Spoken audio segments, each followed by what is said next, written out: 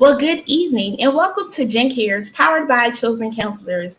I'm your host, Jen Cares, the founder of Children Counselors, a nonprofit organization that seeks to inspire, motivate, empower, and strengthen individuals and families. As always, I want to say thank you so very much for tuning in, for liking, for sharing, for commenting, and coming back again. I truly do love and appreciate each and every one of you. Oh, so special thanks to Nicole Powers, who kicked us off last week with You've Got Options. And that was just an amazing segment. One, to learn that the Philadelphia Technician Training Institute is the only African American school in Pennsylvania. Amazing. And then to hear that two of my chosen friends went and signed up, y'all are the bomb.com. And that's what we're about, sharing resources so that you can find something new and know that, hey, you've got options. Made my heart so glad when she sent me that email. So again, if you know somebody that's interested in going to a tech school for 6 months to 8 months, they provide lunch, they provide transportation. Again, they did better than my HBCU. I mean, shout out to my HBCU. Hope I catch it. But we got some other options, and that's what I want our friends to know. So tonight's theme is Greek life. Now, I have always been fascinated by the Divine Nine, the style, the sisterhood, the brotherhood, how they come together. It's just amazing. And I first learned about Greek life probably when I was younger because they used to have the Greek picnic. And I didn't necessarily go, but I lived on 52nd Street in West Philly. And after the picnic, they would do like a parade up and down 52nd Street, honking their horns and all that fun jazz and things of that sort. But then again, our theme is a different world. So they talked about Greek life on there too. Oh my goodness, it was an episode where Dwayne and Ron were both pledging for Kappa Lambda Nu, and Ron was committed. He knew what he was getting himself into. While Dwayne seemed like he was doing it because his friend was doing it. We're going to talk about that tonight. Joining because you want to join or trying to be with that crowd. There was another episode where Whitley, she led the Alpha Delta Rho, and it didn't really work out with her leading Kim. So, how they control things. Does that really happen? How does it work out with joining? We're going to talk about that too.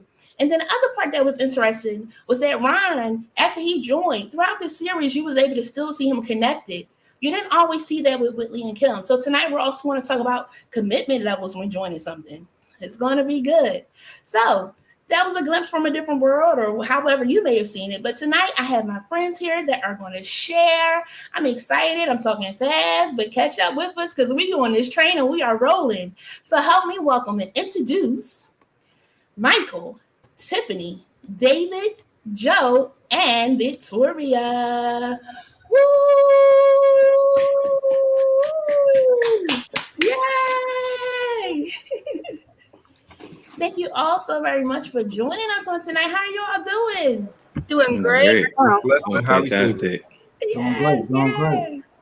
Yes. They are so excited, friends. They're going to let us know all about Greek life on tonight. So over here, we always start with the quote of the day. Today's quote of the day is, coming together is a beginning. Keeping together is progress. Working together is success. And that's by Henry Ford. Again, coming together is a beginning. Keeping together is progress. Working together is success. So who wants to share your thoughts on that quote? Who wants to go first? Well, I'll go first. Okay. That quote is really a very, very profound statement that was made by Henry Ford. And I think that, if we take a look at Henry Ford's contribution to the assembly line at the beginning of the 20th century, he was a visionary. Now, what's important and how it applies to Greek life is that coming together is the beginning of really coagulating as an organization, but keeping together, again, makes progress.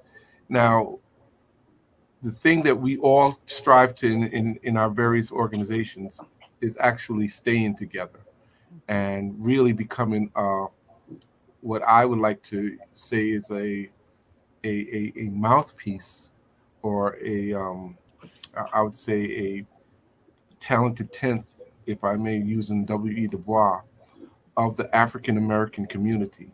So we are Black history, and all of us participate in that. And we have a responsibility, if not an obligation, to our community to be as leaders in our community. And I think that we do that in so many ways that you'll hear tonight. Awesome. Yes. Anybody else want to share? Don't be nervous, friend. I'm gonna have to pull you out. Like, I'm gonna be like, all right, come on, Tiffany, what you thinking? Wow. I agree with Mr. Sinclair. And it's funny because you think about it, there's this vision that, hey, we want to do something, or hey, I want to join your chapter. I want to join your sorority. And it's great. It's pretty pink and green flowers, or whatever your colors may be, flowers.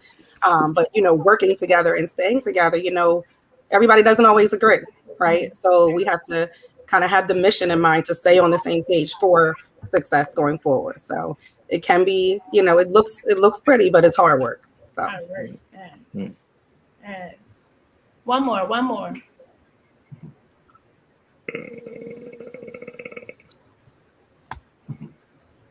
gonna call out a name. You're like me. Really, y'all gonna do this to me? Friends. Come on, David. You look like you want to talk.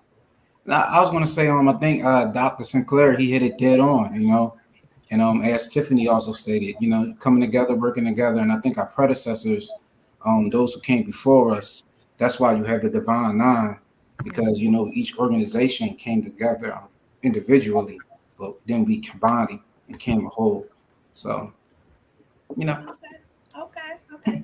Joe and Victoria are nodding. I'm gonna let y'all slide this time. It's I all appreciate it. Oh, about having fun.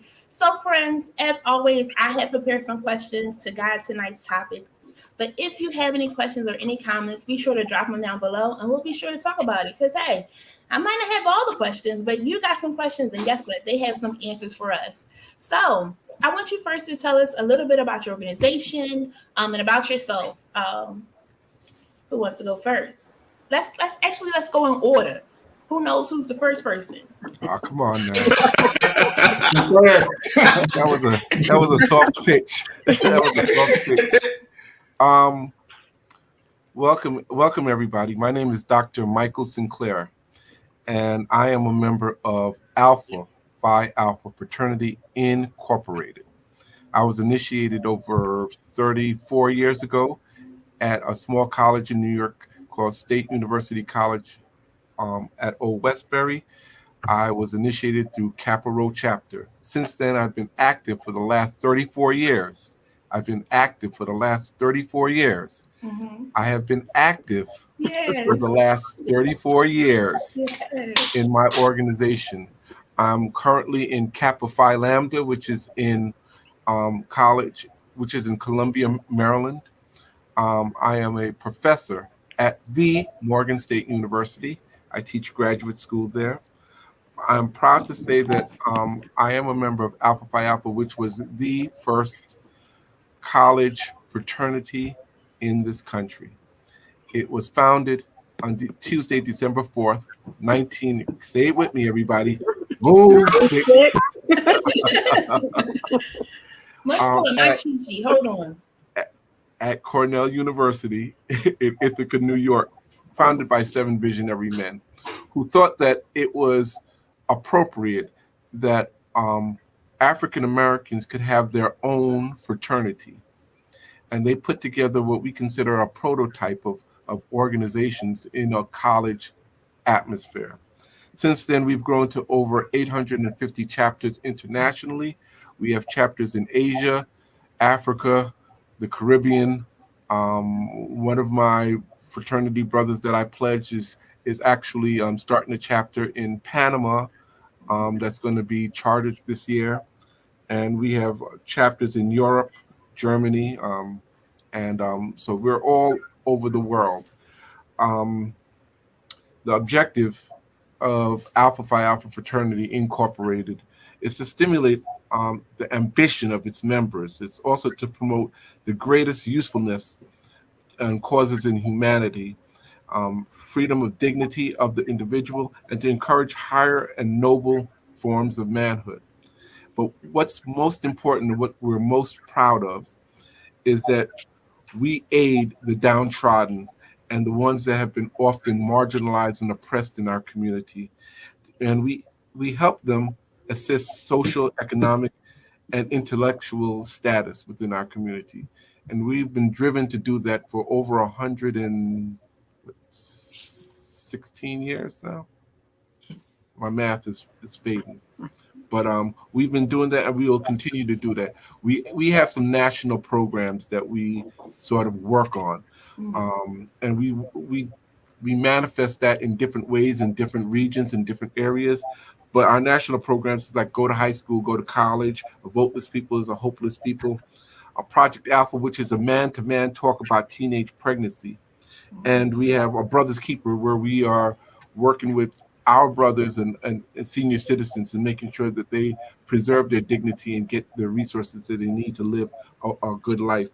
And we have a World Policy Council where we talk about issues that affect the African diaspora all over the world, and how can we leverage our collective strength in order to better our brothers and sisters across the world. We have initiatives that we partner with Big Brothers and Big Sisters. We also partner with Boy Scouts of America. And we have a college to corporate where we help some of our college brothers get and produce resumes in order so that they can assimilate into the corporate life.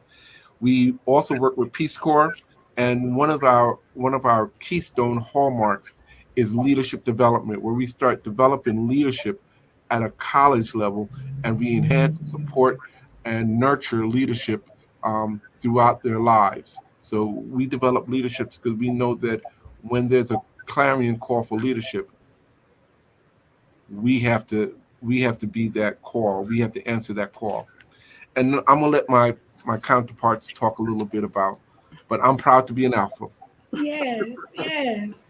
The interesting thing is going to see how similar some of the efforts that you all do connects, because it's all about helping the community. We're all different fingers in the same hand. Yeah. All right. Well, I'm Tiffany Matthews. I'm a member of Alpha Kappa Alpha Sorority Incorporated. I've been a member for 19 years now, and I've been financially and physically active the entire time. Just want to thank my sorority sisters, Shamika Canty Green and Lisa White, for inviting me here. And thank you, Jen, for having me. Yeah. So a little bit about Alpha Kappa Alpha. We were founded on Wednesday, January 15th, 1908, on the campus of Howard University in the attic of Minor Hall. So we've been going strong for over 113 years. As you know, we're proud to have our vice president as a member of our illustrious sorority. Similar service targets to what Mr. Sinclair, Dr. Sinclair said. One of the things we're working on right now is raising $1 million in one day. And so we've done this for the past 3 years, and this is the 4th year in a row that we want to do it. And all of the money goes to our HBCUs. And so we say it's in one day, but this whole week has been like a countdown. So we're getting people to donate, and that's been an exciting thing for us. We have flyers up every day, just focusing on that goal. Again, I guess, so we strive to serve all mankind. So regardless of where you're from, who you are, the color of your skin, we want to help all mankind. And my biggest piece of advice, I'm not sure if you asked this, but is lifelong active membership. So as you can see, we put an emphasis on being active. And sometimes, financially you can't do it, but that doesn't mean you can't serve. So we have sorority members who sometimes, can't pay for that year or have to take a break to raise their families, but they still come around. They still serve all mankind. So thank you. Thank you. Very nice. I guess it would be me next. Yes. Okay. Just making sure you want to speak out of turn.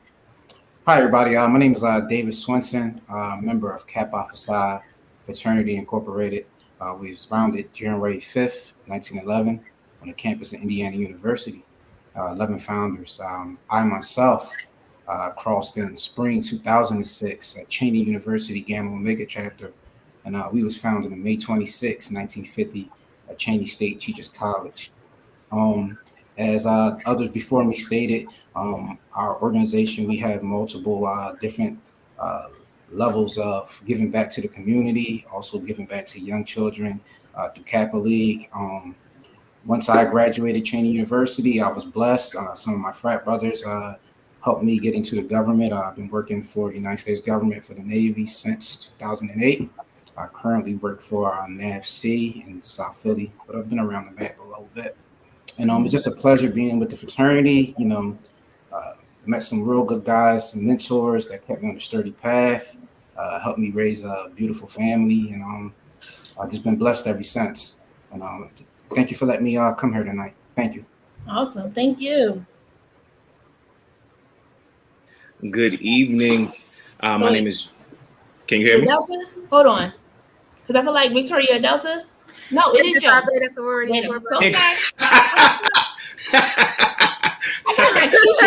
Come on, Soror. Hold on. Come on, Soror. Come on, Soror. I'm just making sure you're paying attention, Joe. Go ahead. Go ahead, Blue. Yes. We're in order. Yes, we know this. How you guys know? My name is Joe B. Hurd. I am a member of Phi Beta Sigma Fraternity Incorporated, founded on Friday, January 9th, 1914, on the campus of Howard University in Washington, District of Columbia. We have 3 founders whose principles are culture for service and service for humanity. We have 3 pillars of brotherhood, scholarship, and service. Currently, Phi Beta Sigma has 559 active chapters. Let me back up. I've been a member since the fall of 2009, and just like the others before me, I've been active and financial ever since the fall of 2009. So shout out to all the financial members, and continue to do the work of all our founders that came before us. So like I said, we have 559 active chapters, and currently we have been mentoring 4.5 thousand young brothers. We have a mentor program of Sigma Beta Club, similar to I Am My Brother's Keeper initiative, as Dr. Sinclair said before. So we like to make sure that we have our brothers back, and the start is in the beginning. So that's my spiel. Again, Jen, thank you, my sister, for inviting me on this platform today. Yes, thank you. Thank you. I'm being quiet. I'm not trying to mess with the order. So sorry. Let's go, Soror. Yes. Following up behind Frat. So my name is Victoria Holmes. Before I start, special thank you to my sister-in-law, Shamika Canty Green, for inviting me or sending me the invite for this panel. And Jennifer, thank you for having me on this panel. So I'll keep it brief. My name, of course, is Victoria Holmes. I'm a pediatric nurse practitioner at AI DuPont Hospital for Children in their cardiac intensive care unit. I am also a doctoral student, pursuing my doctorate in nursing practice at Wilmington University down here in Delaware, but I am from Philly. So I am an active member and have been an active member since joining in May of 2013. I serve on the executive board for the Philly chapter, Beta Delta Zeta, of Zeta Phi Beta Sorority Incorporated. So Zeta Phi Beta Sorority Incorporated, we are a nonprofit organization founded on the campus of Howard University on January 16, 1920. Our sorority is very active in community service, and we have many partnerships, including March of Dimes, American Cancer Society, St. Jude's Children's Research Hospital, U.S. Fish and Wildlife, and National Education Foundation, and several other national signature programs, which I'm not going to get into because the list is pretty long. As I said, I'm active in the Philadelphia chapter, which is Beta Delta Zeta chapter. We have many firsts as Zeta Phi Beta Sorority Incorporated, including being the first sorority to charter a chapter in Africa, Liberia, Africa. And today we have chapters in the U.S. Virgin Islands, Jamaica, Bahamas, Japan, Korea, Barbados, Haiti, Germany, Belgium, and Tobago, and Ghana, and there's a few that I'm missing, but I can't think of it off the top of my head. We are also the first organization under the National Pan-Hellenic Council to have national headquarters for all operations. And we are the first and only NPHC organization to be constitutionally bound to our fraternity, Phi Beta Sigma Fraternity Incorporated. And I'm going to end right there, because how can you go any further than being frat and sorors with Phi Beta Sigma Fraternity Incorporated? So I'm gonna leave it at that. I was waiting on that. I knew the constitutionally bound was coming, and you can see how proud he is as you're talking. Yes. Love this. Love this. I love it. But I love that you also have the love for each other. And no matter what your organization is, it still is like we had before in our colors, we rock our colors, we rep for our organization, but we all still also can get along. I wish we could do that. Right there. Can we all just get along one day, maybe one day? Something that was really big that you all said was talking about being active. Why is it important to be active in your organization? Two people. Well, I think it's important to be active because the organization requires our commitment, and when we pledge, that's really what we're saying. We are taking an oath or taking a vow that we're going to be committed to this. This is not a sprint. This is a marathon. And unlike some of the white organizations, and I'm not knocking them, but some of the white organizations are just college oriented. We are life fraternities and sororities. So in order for us to continue this good work that we're doing, we need to be cognizant of what not only our financial responsibilities, but also participating in the activities that bring forth transcendent change in our communities. So, the things that we're doing right now should be things that all people are doing. I'm just going to give you for an example. In 1989, I started a homeless drive in Port Authority, New York City. I go back every Christmas and there are people still feeding homeless on Christmas. This is something that not only the fraternity does, but you have people that are affiliated with high schools and community centers coming out because this is our obligation to uplift our community. So this is a life commitment. The work that we do is work that we should be doing as rent to pay to be on this earth. Right. Yeah. And I think the being financial, you want to have some say. You want to have a seat at the table. So like I said, there are people who have to take a break from time to time, and that's great, and they can still serve. But when it's time to make the rules and change the bylaws and put in the paperwork and do those you can't do that unless you're financially active. And I think for me personally, it was a long time coming. I fell in love with Alpha Kappa Alpha at Delaware State University. Shout out to Delta Lambda chapter. And joined Sigma Zeta Omega chapter in Newark, Delaware. So, when you get that opportunity and you repeat this every day, like this is what I want to do, you have no choice but to remain active. And for me, I always want a seat at the table. So I'm going to always be active no matter what it takes.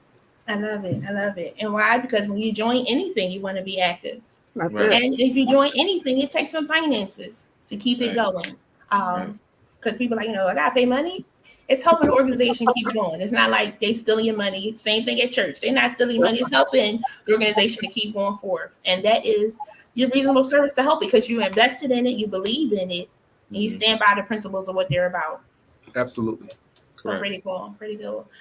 So who went to HBCU? Did everybody go? Did everybody go to HBCU? HBCU? You went to HBCU? I have a doctorate from State. So I say that to ask, like, do you have to be at an HBCU to join a fraternity or sorority, or are you at all campuses, whether HBCU or not? No, you definitely don't. I went to an HBCU. I went to Cheney University. They argue back and forth, us and Lincoln, who's the first. But I went to Cheney University. It's interesting because the first time I saw Kappas wasn't at Cheney University. It was at Westchester University. A good friend of mine, I wish you had Q's on here. He was a Q, real good friend of mine from Cheney. He took me to a party at Westchester. He wanted me to be a Q. I really didn't have any interest. And I heard the Kappas coming to party, and I saw these guys with their coats up and they was smooth. I was like, yo, who them dudes? He's like, man, those the Carney Kappas. And I followed them all around the party just to try to introduce myself. So you definitely don't have to be at an HBCU. Again, I saw the Kappas first at Westchester University. Can I just add something? Go ahead, Joe. Go ahead. Okay. I yield. So I attended a PWI, and you don't have to be at an HBCU to join the organization, just like my brother says previously. But I felt the bond of the brotherhood and the sisterhood by joining my organization on my campus, because a lot of times, a lot of people that should be remain nameless didn't allow us to be the best that we could have been, and we had to have a seat at the table in order to at least make decisions. So joining my organization was one of the best things I could have did at my campus, because we started a lot of firsts. My organization was one of the first to be chartered at Seton Hall campus, and others came after, and it became so much more greater at that time. Very nice. And if I can add on, I actually crossed as a graduate in the graduate chapter. So just to add in, you can join as a grad in the grad chapter as well. But I will say I went to University of Pennsylvania, PWI, and they have a Zeta chapter. I also went to Temple University for undergrad, and they had a Zeta chapter. I'm at WIMU, which they don't have many of D9 on WIMU's campus at all. So hopefully that'll change soon. But just to say, you can also join a grad chapter if you're beyond graduating from college. Okay. So what's the qualifications to join? Well, for Zeta Phi Beta Sorority Incorporated, and I'm sure for all of our D9 brothers and sisters, maintaining a good GPA is a standard that we all upheld. Academics are very important, and we encourage that our members who are inspired to become members at least maintain a certain GPA. It might vary per organization. And also, once you become a member, maintain that GPA afterwards. It's not just about having a good GPA to get in. We expect you to have a good GPA throughout your time in college. So that is one of our big standards. And then also, you have to have a love for community service. You have to have a love for sisterhood and bonding, or you have to have a love for what that organization stands for, which we all stand for: community uplifting and bonding with our brothers and sisters, and serving our community and scholarship, fundraising. And we all have our special missions. But ultimately, when you're joining, you have to be interested and committed to serving that mission. You don't want to join just to have the colors. That is not the purpose of our organization. We join to continue to move forward, building our community and building up scholars as they come up as well. So academics and passion are two major things that you should have when joining one of our orgs. I just like to add, also to be a member of Kappa Alpha Psi, you have to be smooth. Like, I'm playing. I do want to share something to really dispel this.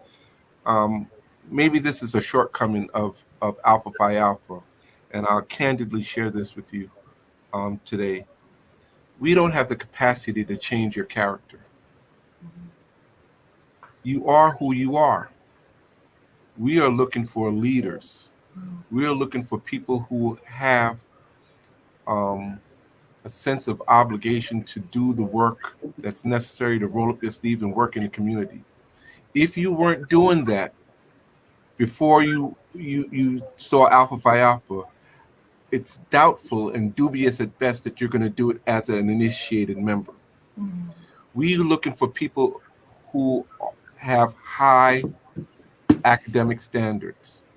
So we'll put on our literature that the minimum GPA is 2.5 in a 4.0 scale. But let me clarify that. That's the minimum. Yes. We're not looking for minimum candidates. I'm sorry. So what I encourage people to do is to be the best at what you're doing and bring that to the table in any organization that you're going to be affiliated with. So we're not looking for people who are just getting by. If you have a 2.51, we're not really in the business of saying, that's what we're looking for. We want you to elevate your standards, not for us, but for you, for you. So, Alpha Phi Alpha does not have the capacity to change a person's character. We're looking for people who have established a good character and a good trajectory.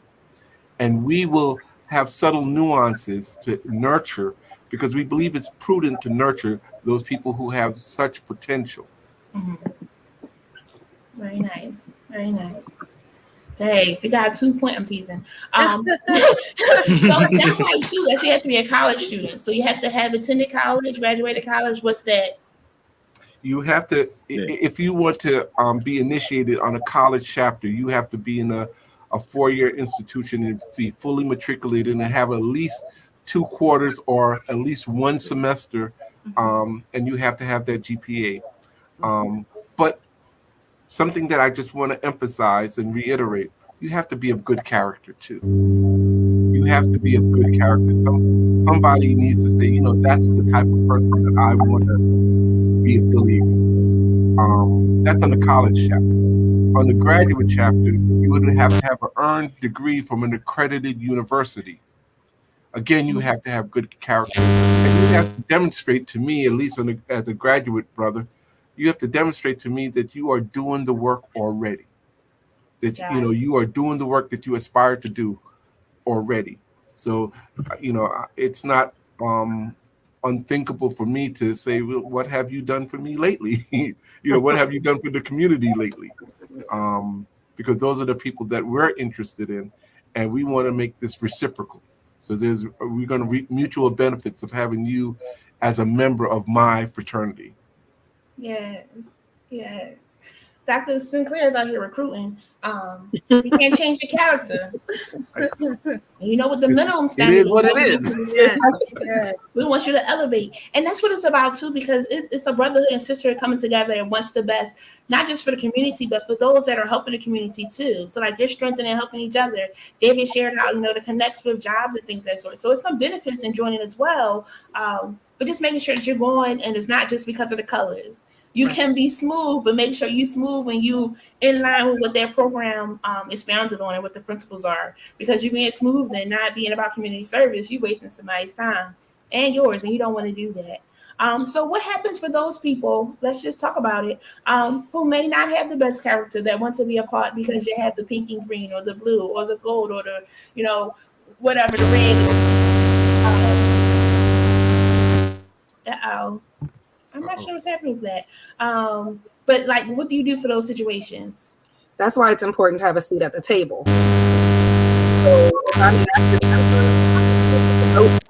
and so, hey, this person's character isn't the best, or you know, her resume says that she does all of this, but I see on Facebook where she does this. You know, so that's why it's very important to have a seat at the table. You can ask my chapter members. I'm a crazy person. I'm on every committee because I want to know everything that's going on, and because you know I've worked hard and I'm paid my money and I want a seat at the table. So I think that's where it comes in. You have a say as to who comes in and who doesn't. Okay. So for me, I feel like just like Tiffany said again, I feel like to have a seat at the table you have to make decisions. I'm the advisor to my undergraduate chapter, and I also serve as the area deputy director, the Northern New Jersey area director for my organization. And what that is like more so I oversee about all of 8 chapters that are in Northern New Jersey. And I utilize this position as the time to mentor. Mentor does not stop. I know we said we mentored the younger kids, and once they get to college, some people think that they're just off. We let them off to the wolves. The mentorship starts again once you show your interest into the organization, and you may not have that character in the moment, but once you start the mentorship program, you then you start to get the characteristics of what the true brother is supposed to be, or is supposed to embody. And it doesn't really hurt to just tell a brother or to pull a brother to the side and say, hey, that they may not fly over here, because certain people don't understand that you don't have to put everything out there. Right. And, you know, can I jump in on that? Jen, you said something Yes. earlier that really struck me. I'm coming from a deeply religious upbringing, and in Proverbs 27:17 it says, "Iron sharpens iron." Mm-hmm. And I put myself purposefully around people that are going to challenge me. That people are going to, wise people who are wise beyond their years. They're going to question and encourage me and continue to refine me. I'm a project that's in the making. Mm-hmm. And what I've realized, in my years that being a part of an organization, you're talking about being around the table. I've been at boardrooms where I may be one of two African Americans that are sitting in a boardroom, and I look over and I see a gentleman across the way, and he has his diamond for Kappa Alpha Psi, and immediately we have a connection. Right. He and I understand that we've been through something, Right. and we have expectations, and immediately everybody else in the room is like, how do these people know each other? And we're not in the same organization, but there's a sense of mutual respect for one another. Mm-hmm. Right. I already understand what your mission is, and I see you as a ally in that mission. So when I see an AKA, I'm jumping for joy. I'm like, sis, Right. yeah. When I see a Zeta, so again, it transcends just the organization. And the more years you've been in the organization, the more confident in who you are, and the more you see the greatness in the other organizations. Yeah. So you work with them. When I'm the chair of a committee and I have to choose people, I'm looking for an Omega, and I'm looking for an AKA, I'm looking for a Sigma, I'm looking for a Kappa, I'm looking for a Zeta, because I know that when we're going to do parliamentary procedures, I know Right. I know. So I'm like, I need you on my team. I know that you have been trained and taught to get the job done. So I'm really thinking that we're really much more alike than we tend to. We joke with each other sometimes. I'll give somebody a little rib and I'll joke with you, but there's a tremendous amount of respect for each organization that sits around the table. Right. Got it. So, David, were you trying to say something?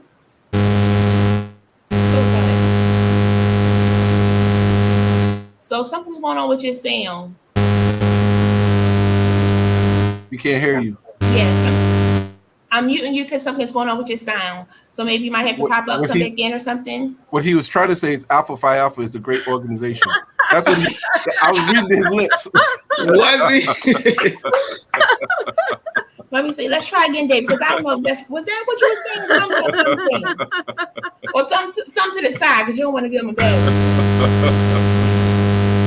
Yeah, I can't hear you. Okay. So maybe pop back out, David. Maybe that'll help us to get your sound back on track. So what I did just hear, though, Dr. Sinclair, is that because if I'm not a part of the illustrious Divine Nine, and that's not on my resume, then I might get overlooked because you're looking out for your sisters and brothers. Like, I got good quality too. Like, what happened right there? That's not no. No, we're not exclusive in that manner. But what I do know is there's a certain expectation of preparation or tutelage that I can expect from people who have been affiliated with organizations. Yeah. I just met Joe today, and Joe said that he's a district director. I know he knows how organizations run. So it's almost like, if I could use the analogy, it's almost like if we were playing a sport. You may be on a different team, but if you know the fundamentals of football, and Joe says, I'm a left tackle, I know what he's doing. I already know that he knows what he's doing because he's on another team, but he knows the fundamentals of organizational structure. And I'm not saying that people who, what I have found very, very exciting, very privileged, is when people see the symbiotic nature of organizations and see us working together in harmony, they're like, how do you know all this? And then they go, you're an alpha. And I'm like, yeah. And sometimes it's proven through the work that I do. I don't have to wear paraphernalia. It's people will look at me and say, that's an alpha. Or they may see another organization and see that they feel more aligned with Zeta Phi Beta or Sigma Gamma Rho, but they see the symbiotic nature, and oftentimes that inspires them to participate at a larger level, if not be initiated in one of the organizations. And I will fully support people who find their calling. Got it. And I really only brought that up because sometimes people feel like that does happen, but you do. If that's one of like the hidden benefits, I guess, of being in a sorority or fraternity, that you look out for your sisters and brothers because you have that common mutual, connection and things of that sort. But also letting people know that they don't just look out for their others; they do really look out for the well-being of everybody. You have that capacity; they want to help you. I also like the piece you said, Joe, about that mentorship because sometimes you'll get some young men or some young ladies that see what you're doing and say, hey, I want to do that, but they don't initially line up with that. So like that support that you give them to help them to get on track is really, really great. I can't hear you, David. I'm not sure what's happening. I'm sorry, David. He's still saying that Alpha is the best. Yeah, That's what he's saying. He's saying Alpha's a great organization. I can see that. I saw it myself. So like that's a big thing. That there's that community and things that sort of coming together. So let's get into some of the myths that they have about sororities and fraternities. One that I heard was that all sororities and fraternities do is party. Is that really true? No. Not at all. No, it's a sense of advertisement. Like it's a history behind why I wouldn't even call partying. I would more so say strolling or stepping. It's a history behind it, and usually people only see that aspect of it. From the start of this conversation, we automatically spoke about how we mentor, how many active chapters we have, how many hours of community service have we've done not only this year but since this organization started. But I feel like that's the only time people see us is when we are in that limelight or something negative happens. But it's just like if they take that aspect of what our organizations are, they see the person that or the people that are in the organization a lot more. I didn't party my way into a PhD program. Right. Right. So let's be real. There's a part of college life where we do have fun with each other, but that's developmental. I think a lot of the misperceptions is what you see in an Animal House and some of these white organizations. The fraternities do enjoy and stroll with each other, but they also get up on Saturday mornings and are mentoring, kids in an elementary school or in a senior citizens home, and the campus is usually not around to see that. The campus is usually not around to see that. So, those people that are up Saturday mornings and up, on the weekends, they will see the work that we do in our community. So I think that's our responsibility to put it out there. But I want to be very clear. We're not doing the work for a pat on the back. We're doing the work because the work needs to be done. Because the work needs to be done. That's a good one. Here's another one. It said the only friends someone in fraternity or sorority can have are his brothers or her sisters. Absolutely not. We encourage you to still have your own life. That includes a social life as well. We don't expect you to just conform to only this organization being your life. So, of course, family, friends, you have work, you have other activities that you like to do, maybe other organizations that you're a part of. We want you to explore and be yourself, because that being yourself allows all of us to come together and be well-rounded. So we don't want everybody to just be focused on the same thing with no outside influence. We want you to come as you are so that we could come together as a group and flourish and be well-rounded. I like You say well-rounded, I say grounded. Right. You need to be Grounded.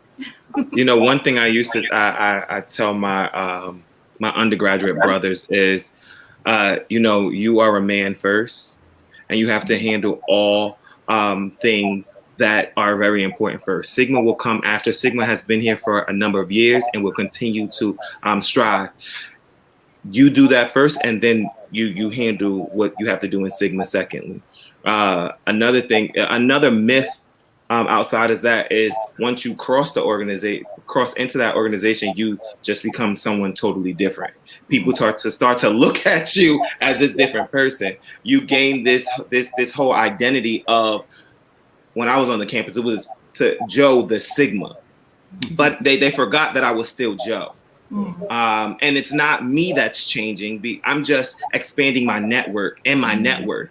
Just like my Dr. Sinclair said earlier, when I go into the office, yes, I may wear a medallion or a pin just so he sees the light that shines not only with me, but he sees where I'm coming from.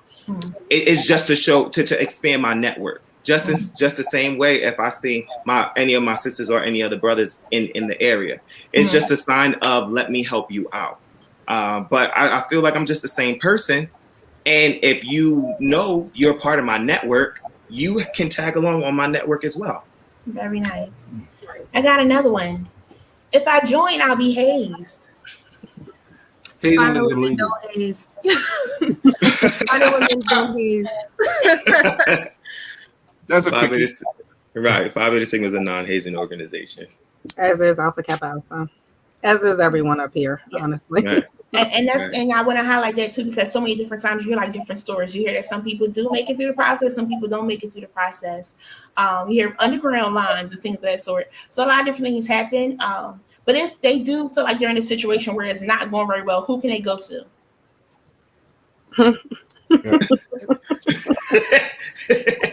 Yeah, I supervise the young ladies of Epsilon New Chapter at Lincoln University.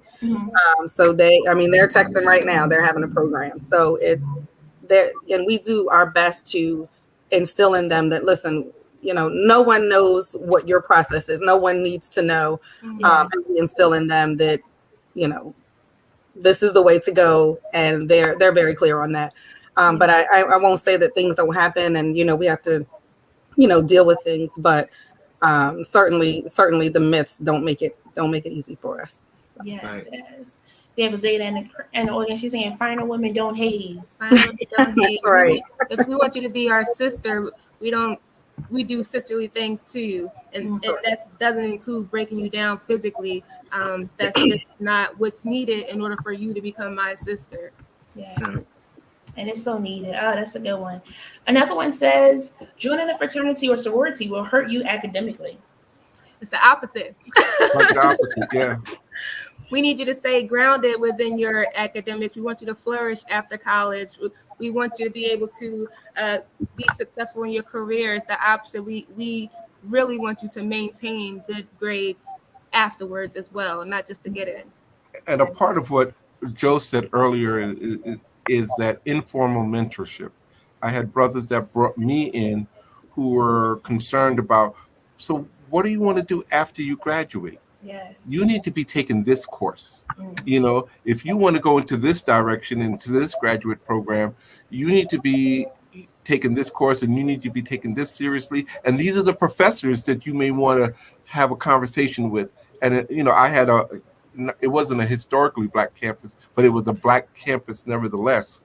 I had fraternity members in my administration that the older brothers would say, you need to sit down with Dr. Welcher, and he'll guide you. So it actually is an asset to belong to an organization and have that sort of institutional insight that you may, again, when you're talking to people that may have been initiated through your chapter that came through 10 years ago, who could give you some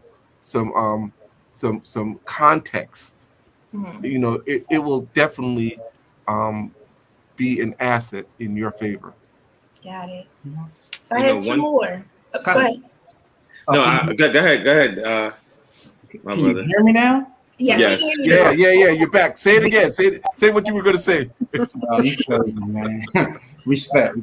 When I'm looking at this thing and it's saying join a fraternity or sorority could hurt you academically, I know undergrad, some people do fear that because you put so much time doing certain services and things, they feel your GPA can go down. When I was in undergrad, I was the president. And one thing that we tried to do is you have to be honest with the guys that want to come on board. Sometimes I know we speaking on it earlier about mentorship. I think that's when it comes into play. Working with the guys and letting them know, hey, I know you want to join the fraternity, but right now let's work on your GPA. Or let's work on this and work on that. So I think it hurts you academically when you're not ready to embark on that journey. Because you're going to have to do community service. You're going to have putting your time in so many places. So sometimes some guys aren't ready. Some girls aren't ready. And I think that's when it comes takes the members to let these guys and girls know, like, hey, it's not time for you right now. Yeah, let's wait for next semester. Wait till next time. I know in Kappa Alpha Psi, say the diamond, but a diamond starts off as cold. So everybody doesn't polish. Everybody isn't ready. Sometimes, get people up to speed. Get them ready. Got it. It's a good one. I know. One thing I wanted to say was I challenge again my undergrad brothers, and I asked them as soon as they cross, what legacy do you want to leave behind, with not only within the chapter but in your life? And I asked that question because there's certain things that I did when I was the president and I was on the yard at Seton Hall that I wanted to change. So if they wanted to change it as well, they have to be able to have a vision. And just like Dave, right? Yeah. Dave. Okay, just like Dave said earlier, a diamond is first a coal. Like, yes, you have to have that vision in order to be very successful and make it not only just make the chapter better, but your life better in itself. So building a legacy is very important. Got it. That's good. 2 more myths that I found. It's a cult. Oh gosh. That's a funny one. Yeah. No. Again, I told someone today, everyone has a family. My last name is Hurd. We have Dr. Sinclair. Everyone has a different name. We have secrets within our family. Yes. We're just a family amongst ourselves that you may not know the secrets of them. It's not a cult. It's just you're probably upset that you don't know, you're not privy to the information that my family's secrets is. That's a good one, Joe. Yeah. Yes, because also growing up, you start what happens in the house stays in the house, and things that's right. And it's some things that are core values that don't have to go outside. That's like for example, some family recipes. You can't tell all the recipes because then people run away with and things. So you'll see the fruits of the labor. You'll get the benefit of the recipe, but it doesn't mean that you know the pieces of it. And I think that's what the sororities and fraternities do. You don't know the full makeup of it. You see the colors, you see the glamour, what they do, but it's that work that they're doing in the kitchen to have that good platter that they give to you. Yes. Yeah. Not my mama biscuits though. Okay, my last one is you're just paying to have friends. Oof. Oh yeah. That would be a large cause for friends. Right. Yeah, and I pride myself on, I have my different, circles, and I can honestly say I've not changed in any way. I have my college friends that I hang out with, people I've met, so I can see why people think that, because they think that, automatically you've gained over 300,000 sisters. Mm-hmm. And you have, but it's real. It's so they would just have to see for themselves that it's not that. I actually had just the contrary. Before I pledged, I had more friends than a man should have. I mean, I had so many people that were considered more than close associates or affiliates. They were friends. Mm-hmm. When I joined the organization, I already had established my own identity. Mm-hmm. So I did not join the organization in order to get more friends. Actually, if anything, I brought more attention to the organization because I came with my 1,000 friends when I showed up on campus. But let me just tell you about how, some of the benefits of the organization. And I've traveled and I've lived. Matter of fact, Joe, my daughter, my oldest, who's 23 right now, was born at Seton Hall. Wow. Really? Born at Seton Hall. Now, I've traveled. I've lived in New Jersey. I've lived in Virginia. I've lived in Georgia. I live in Maryland now. And when I make these transitions, and I know that there's a brother from my chapter or a brother that I may have known at the regional convention, or it could be somebody I didn't know. When I went down to Georgia, I didn't know anyone, but I was able to connect with a graduate chapter right there. And to have a network of resources and support is absolutely immeasurable in terms of how much it helps you to know that there are people who will take you in and sometimes invite you over their house. So when I went down to Georgia, my wife said, "Do you know anybody down there?" I said, "No," and I moved to Brunswick, Georgia. That's where Ahmaud Marbury died. And I moved to Brunswick, Georgia, and the president of the grad chapter came out and took us around and showed us different housing developments. He told us about the schools because he was a principal. And she said, "Did you know him before we got here?" I said, "No, but he knew I was a good brother." And when you have that type of resource, not only nationally, I mean, I've also been on cruises where, we docked at Haiti and the brother saw my fraternity paraphernalia and came up and said, "You're with us," so she was like, "You really get connected like that?" Yes, these organizations do have the ability for you to connect and plug into communities that you're not familiar with and to feel a sense of safety. And sometimes with people that you just met, but have the same ideals and the same mission that you're in. So it's really a benefit to be in an organization. That's good. And along with the one of the paying for friends, and it kind of goes in line with like that's your family and things of that sort. And your family is some people that you don't like either, They're not going to say that they don't like some of their sisters and brothers, but that might happen where they clash, but that iron still sharpens iron and you're learning from those that you're around. So you're not really paying for friends, you're, having an experience as well. It's an investment. I don't want to say like you're paying, it's an investment to be able to help somebody else and to build on you. Because as you're doing these events for other people, you're learning new things about yourself, learning, how to get along, some customer service, some rapport building, strength building, things of that sort. Leadership development.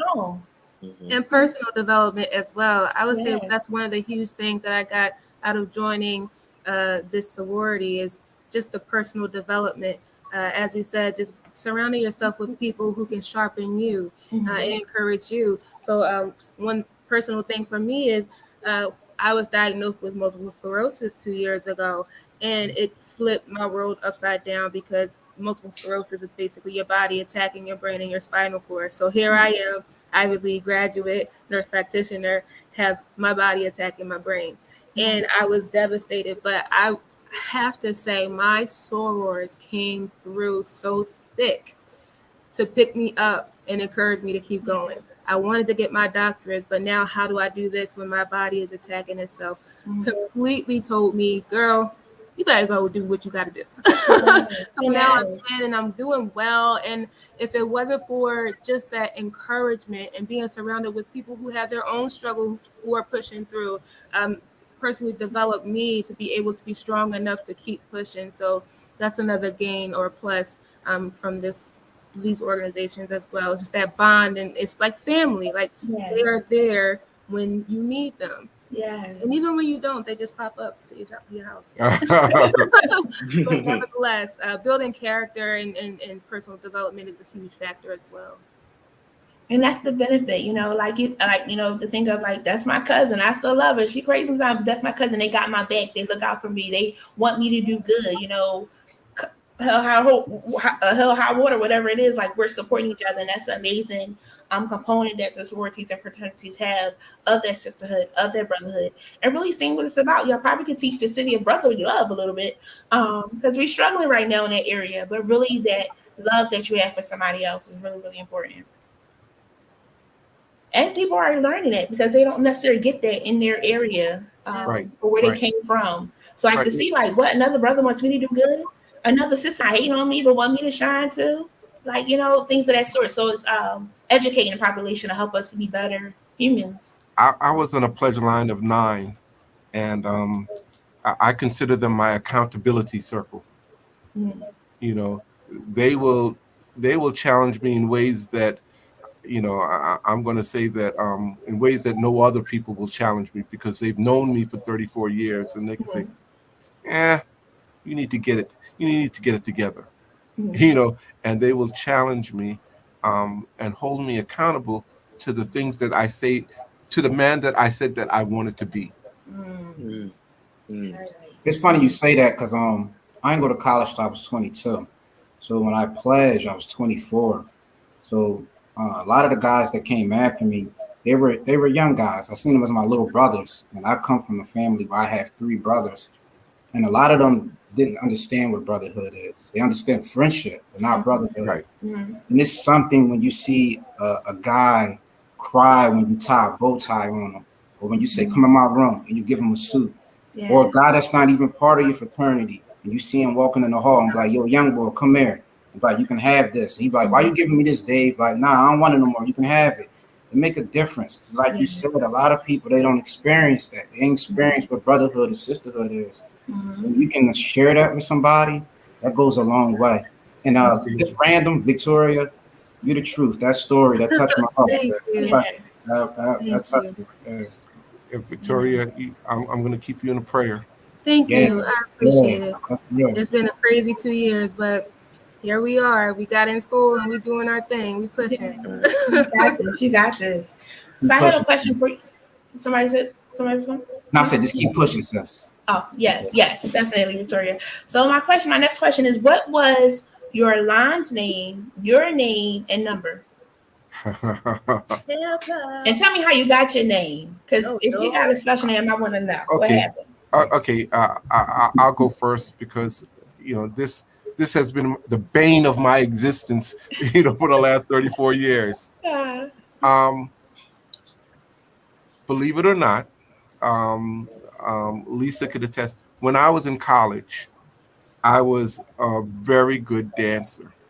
Okay. I grew up in New York City, and I was a very good dancer. And a lot of my popularity was because I danced so well, people used to say that's Mike Boogie, and before I pledged, everybody on campus knew me as Mike Boogie. One of the brothers that was initiating me, he had to sort of give me this noble name that I was gonna, and he said, "You're a nightmare." And I was like, what does that have to do with me? And it stuck, and nobody else called me it, but they said, that's your line name. I was like, that is such a loser line name that had nothing to do with me, because right after he said that, he's like, Boogie, come over here. So I was like, so my line name was Boogie. My line name was Nightmare. I was number 5 on the Ascari Kyoto line, which is Soldiers of a Dream line, for Kappa Chapter, spring 1987. I'm glad that you did not live up to Nightmare. Oh no, because names and things do have power, but that you still was able to show, a light and things that sort. Different name, you can't change it, huh? I can't change it, but you know what? Nobody calls me that, because everybody refers to me as Mike Boogie. So no one ever called me that. So I was like, it was that is such a nonsensical name. Okay, Mike Boogie. You're Mike Boogie for the rest of the night. Who's next? Yep, Mike Boogie, the legend. I've heard of you. I've probably met you before. I was young. I needed the money. So nice to see you. So I was a number 1. I'm only 5'4", so I was the shortest, number 1.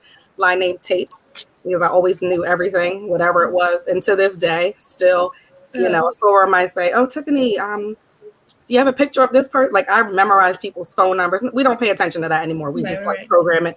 I'm like, "Oh no, she's 442," you know, whatever. I always know things. So, and the entire line's name was Elegant 18, and I was number 1, Tapes. You got it. And Tapes.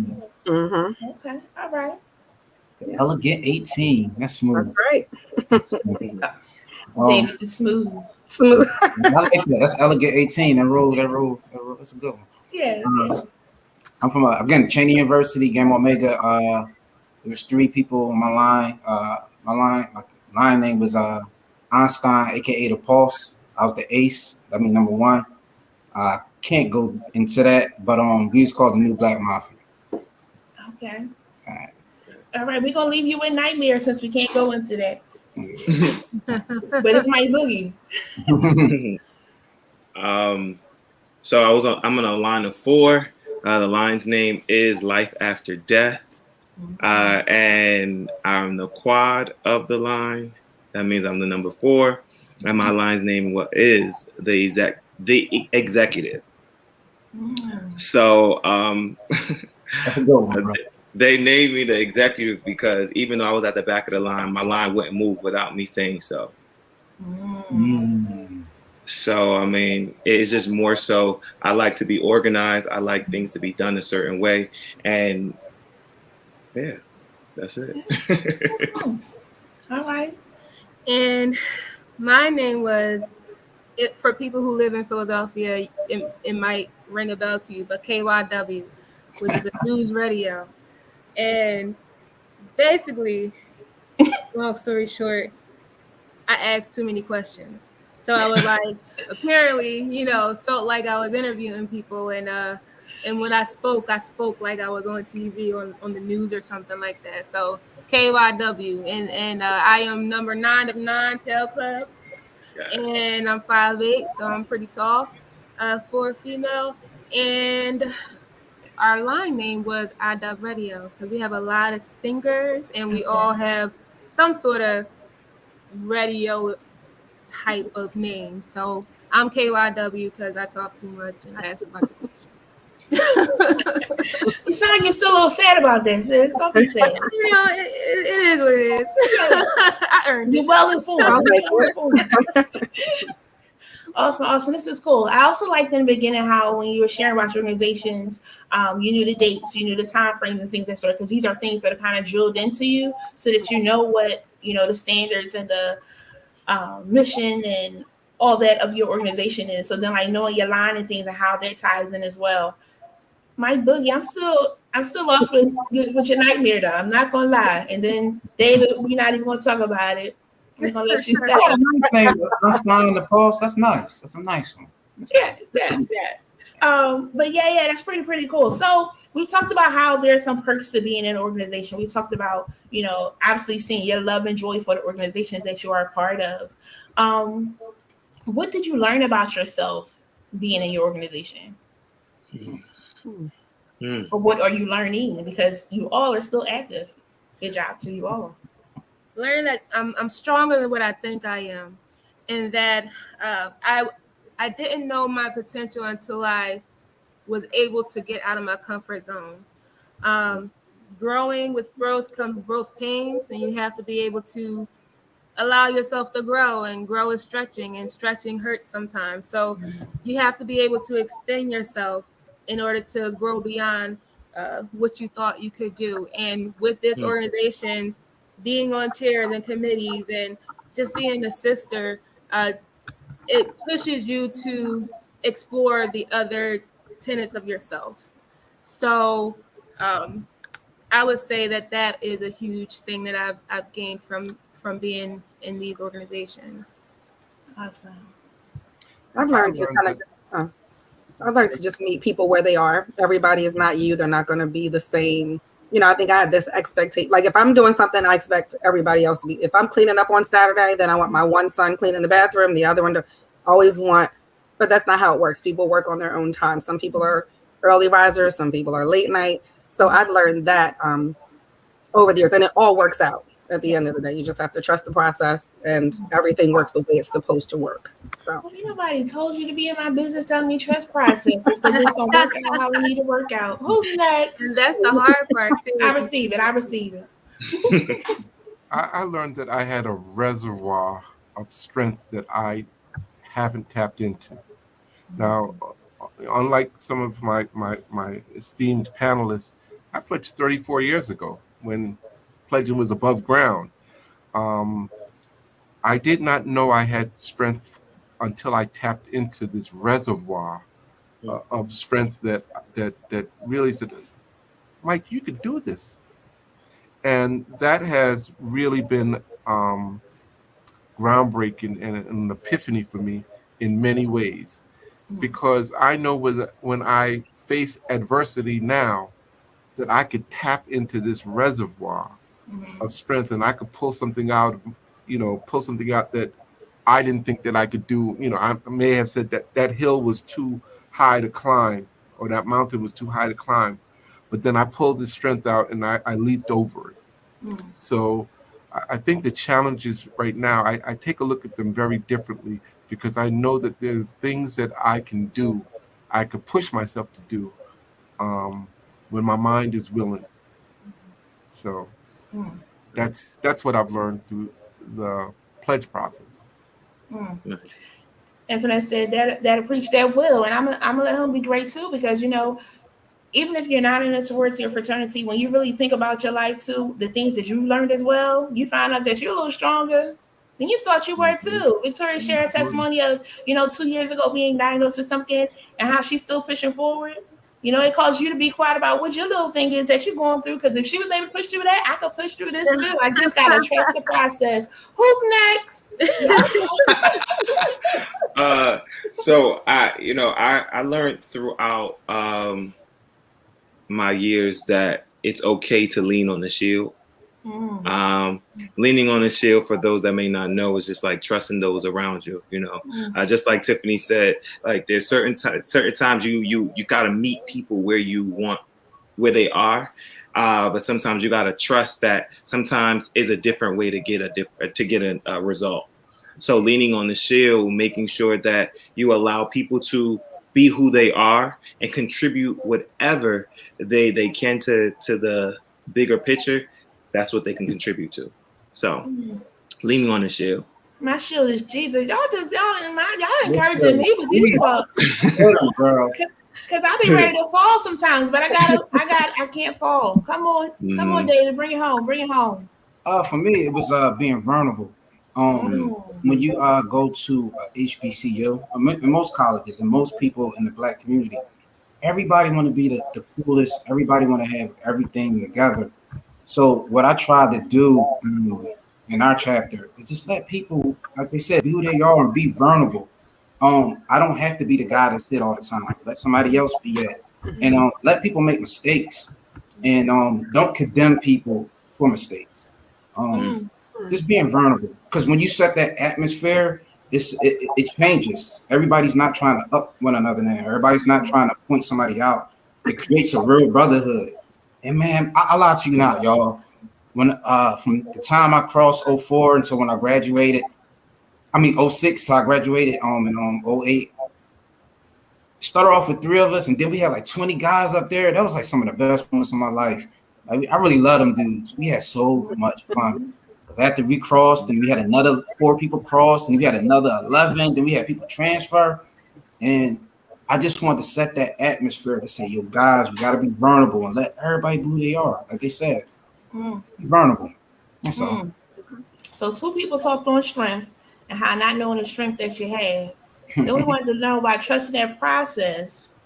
Then you got to lean on the shield, and then you got to be vulnerable, because guess what? We're human. Yes. It's moments that you do cry. It's moments that it does hurt. It's moments that it does sting. But guess what? We grow from these experiences. So good. All right. Very good. I like what y'all learned, and I'm learning it about my life too. Thank you for sharing. My friends that are listening, I see some comments over here. They listening too.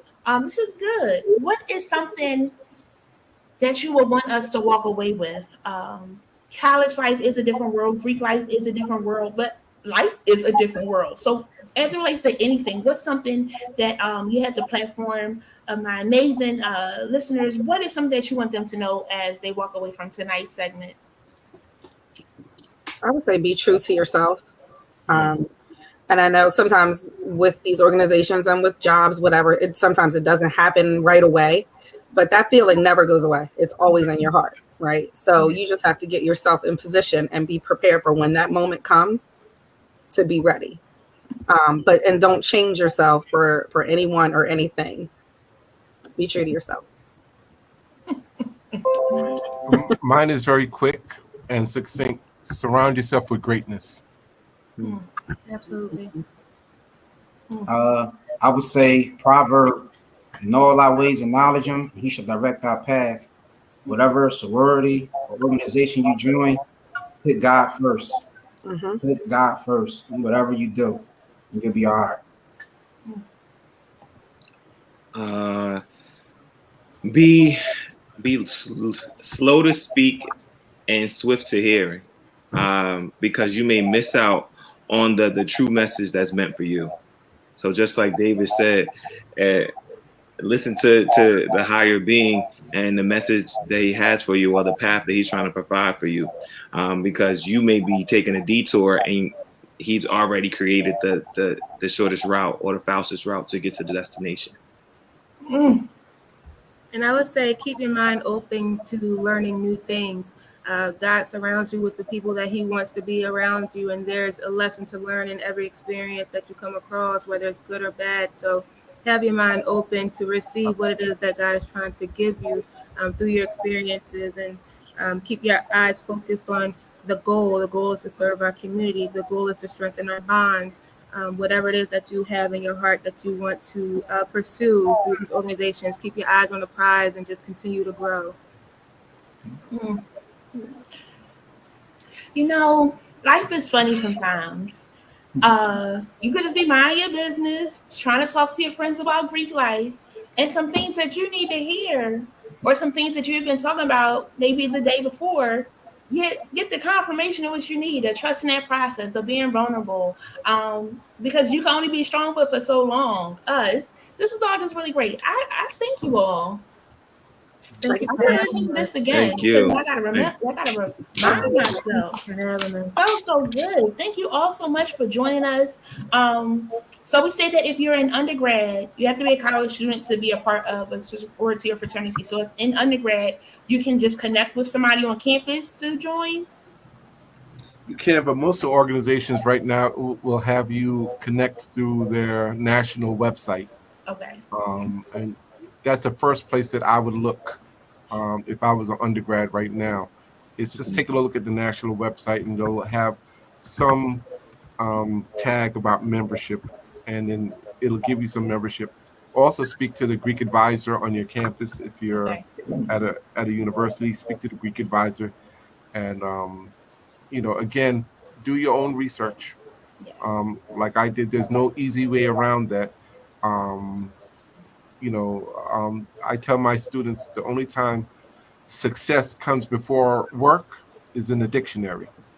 So you got to put in the work first and actually do your research, find out what the organization stands for, because if you love your organization, whatever organization you choose, if any, if you love your organization as much as I love my organization, then you made the right decision.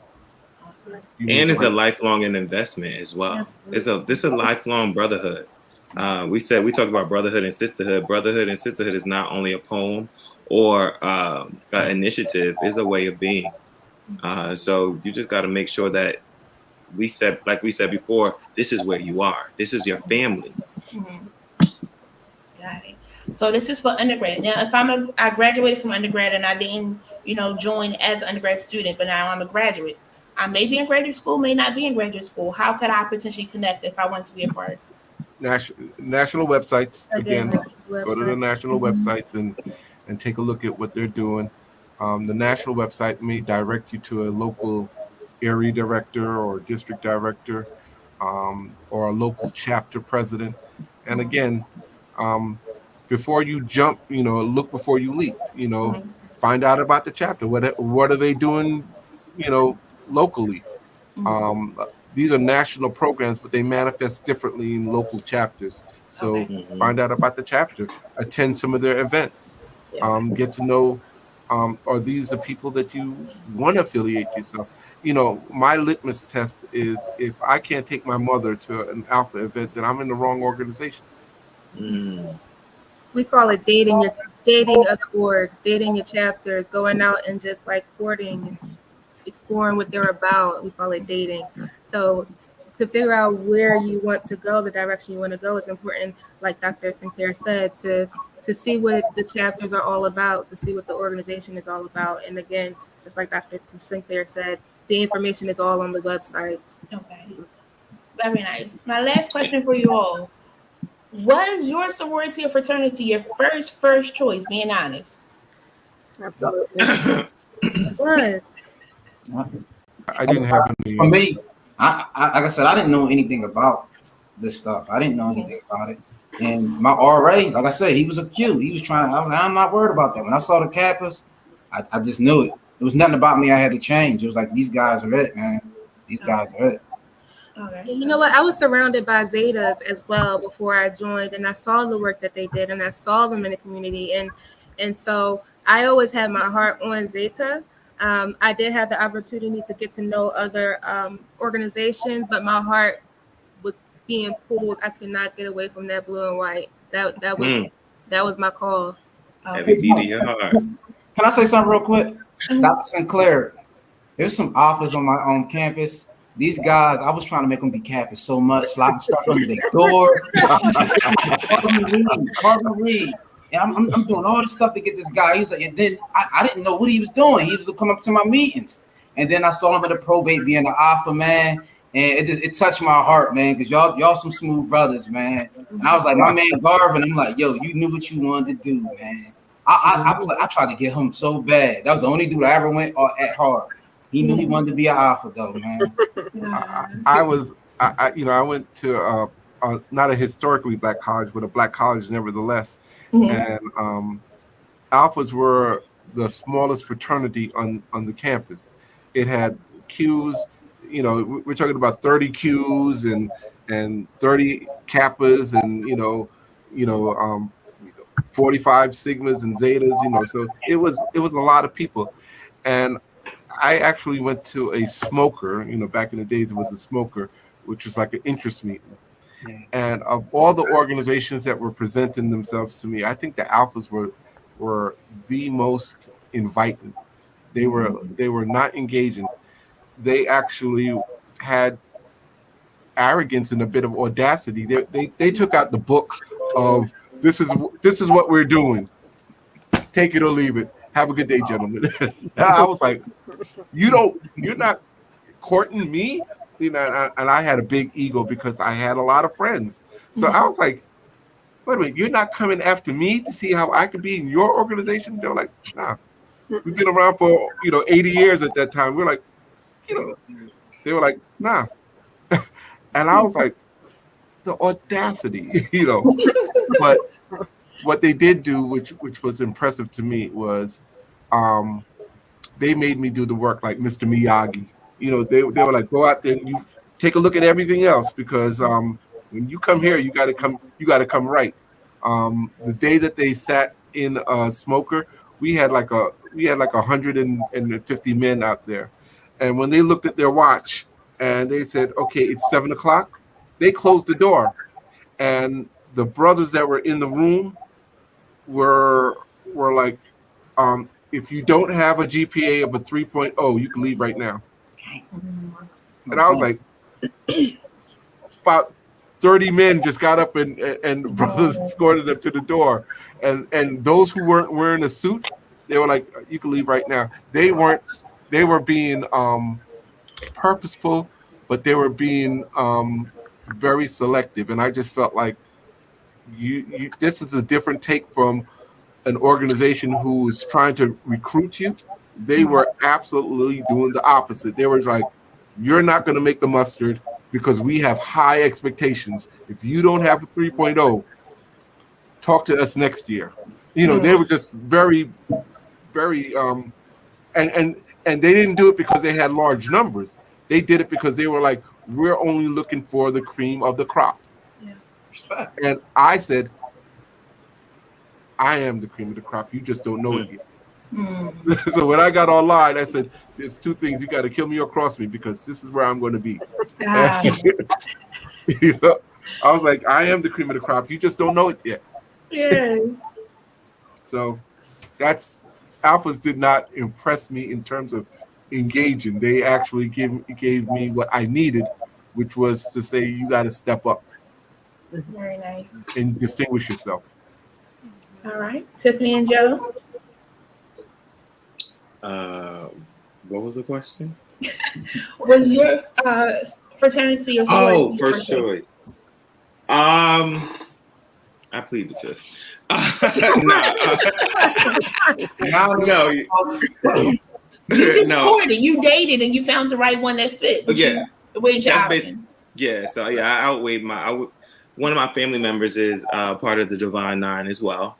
And he tried to push me to join that organization. And every beat of my heart was beating that blue and that white. I mean, it was beating very hard. Like one of my profile was very like forthcoming. He was very accurate on everything and just said like, listen, I can show you what Sigma is better than I can tell you.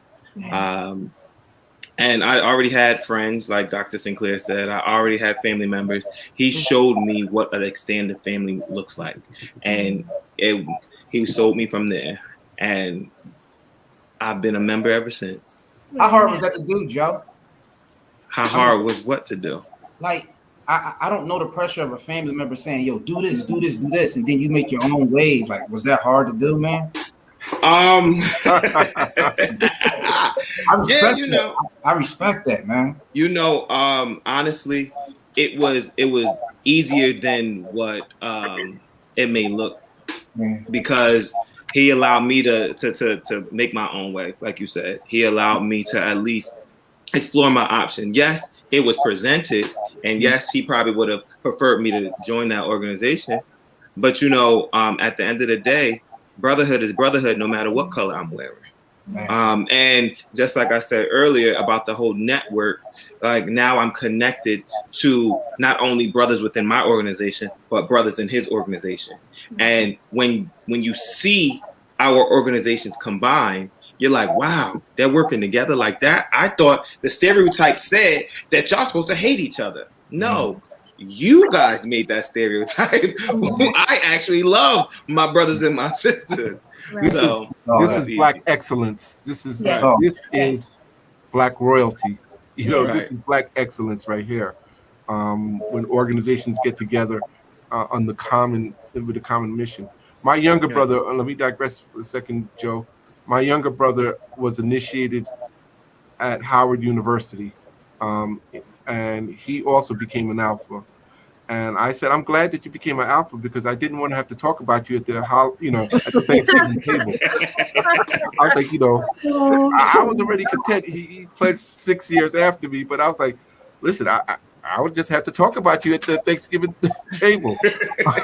So I'm glad that you and I could call each other brothers because, but I joke around, Yeah, it's hilarious. Yes. So I went to Delaware State, as I said, and it was just very clear that was the only way. Okay.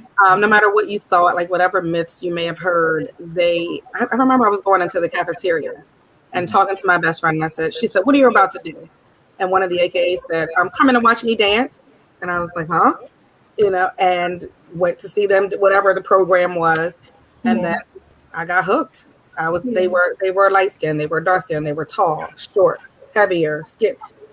I was like, this is it. Like wherever they were, that's where I wanted to be, And then you find out later that there was a guidance counselor I had in high school that saved all of us because we're only one decision away from being in another place. And then you later learn that she was an AKA. I didn't know that at the time. I didn't pay attention to the stuff in her office.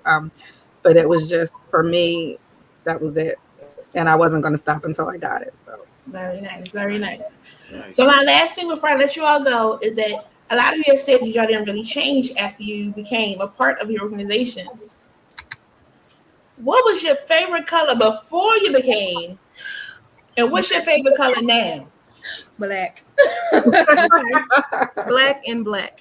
Okay. Mine was turquoise. Yeah, turquoise. I don't know. I like the Charlotte Hornets. Who knows?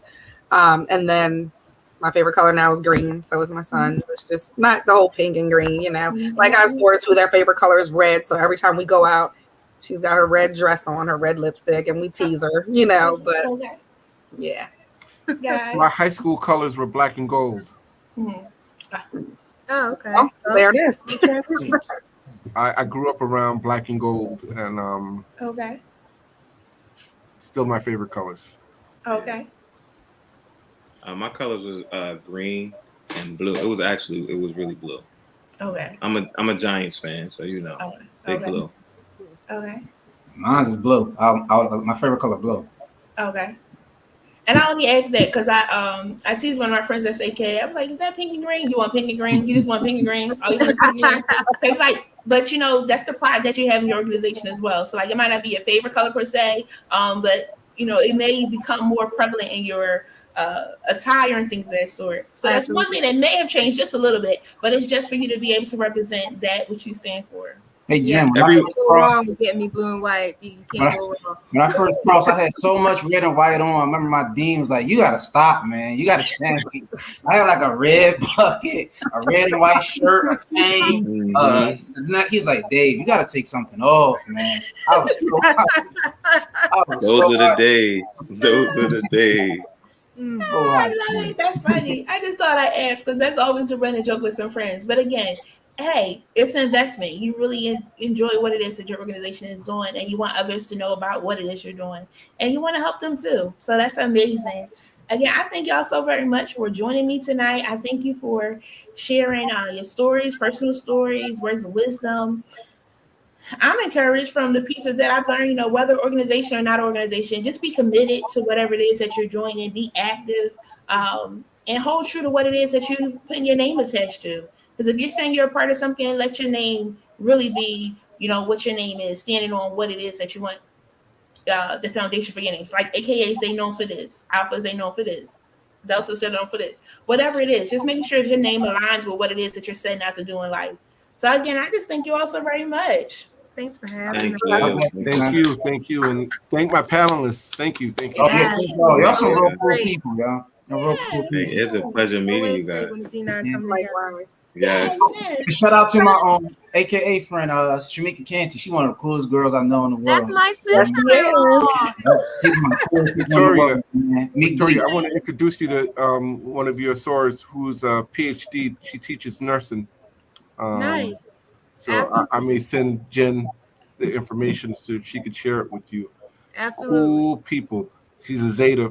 She's a Zeta. She must be cool. That's one of my favorites. And Tiffany, do you know Kim? I absolutely do. You know that's my twin, right? I absolutely do. Yeah, that's what. Oh, and special thanks to all of those that joined that are part of the sorority or fraternity in the Divine Nine. I did see some blue and white hearts. I saw some friends that I know that are AKAs, and whoever else out there that are interested or currently a part of. Thank you so much for tuning in today. I hope you learned something. If you have any questions, I can for sure connect you with one of the amazing panelists, and they can share with you about their story and why you should join their organization. Because if not, Dr. Sinclair is going to talk about you if you're a fraternity. But thank you again so very much. May y'all have a great, great evening. Until next time. Thank you. Thank you. Bye. Bye. Ooh, that was awesome. Tonight we had Michael, we had Tiffany, we had David, we had Joe, and we had Victoria to tell us the amazing parts of the Greek life and the Divine Nine. Oh, friends, I thank you so very much for tuning in on tonight. I hope that you learned something new. Man, I got some good pieces for my own self. Gotta lean on